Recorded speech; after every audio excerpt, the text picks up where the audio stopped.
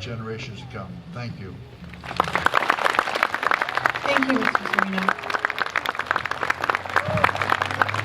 All right, our next speaker will be Representative Careen Gordon.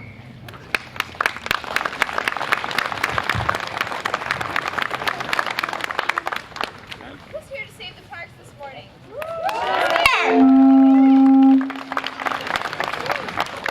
That comes from being a Morris High School cheerleader. Thank you very much. What I know about Gephardt Woods State Park is that I grew up here.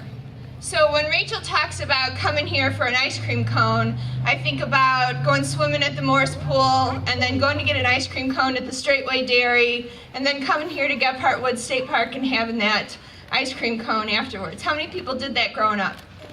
How many people did that? A lot of people, exactly. How many people came ice skating throughout the winter over here on the pond and up on the canal? Exactly, those are the memories I have. My brother, who many of you know, played in the minors for the Pirates, and in the off-season he would stay in shape by going up and down that canal with a hockey puck and a hockey stick, back and forth, just to stay in shape so that he could play baseball in the spring.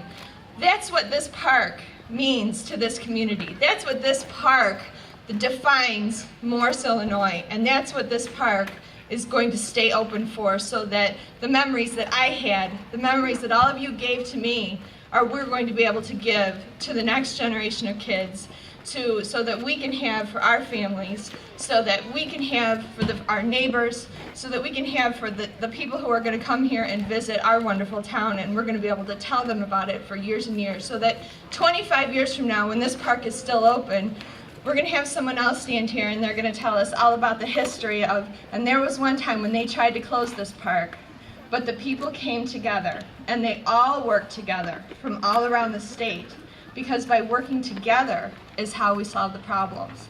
Now there is one thing I'm going to save Senator Dahl a lot of work from. He said, call your state senators.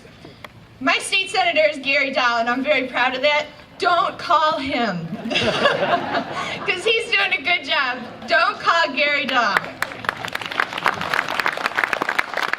But there is some pressure to be put on at the top, and that bill does need to be transmitted to the governor's office so that it can be signed. I told some people this morning that if he needs a pen, I've got one. If he doesn't know how to sign his name, I can tell him how to do that as well. I can even spell it for him if he wants me to. But what I do know is that it was a bipartisan support of that bill all over the state, from Chicago to Cairo, from Metro East over to the Indiana line.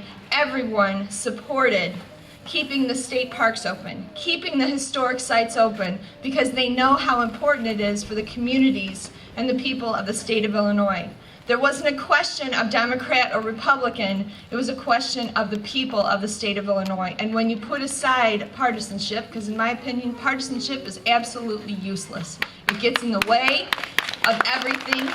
It slows things down, because what we're here to do is represent the people. And when the people work together, that's how we solve problems.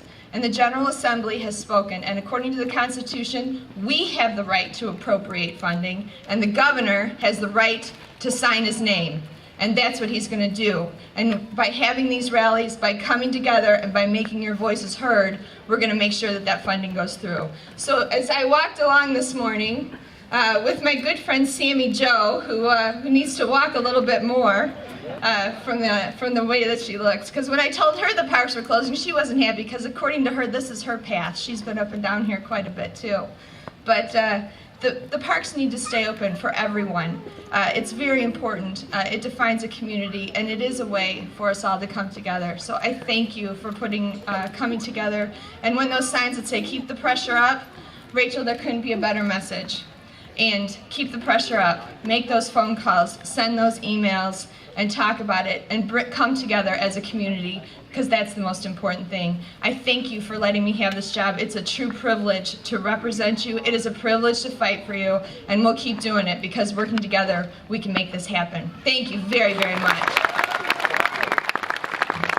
Thank you very much, Representative Gordon.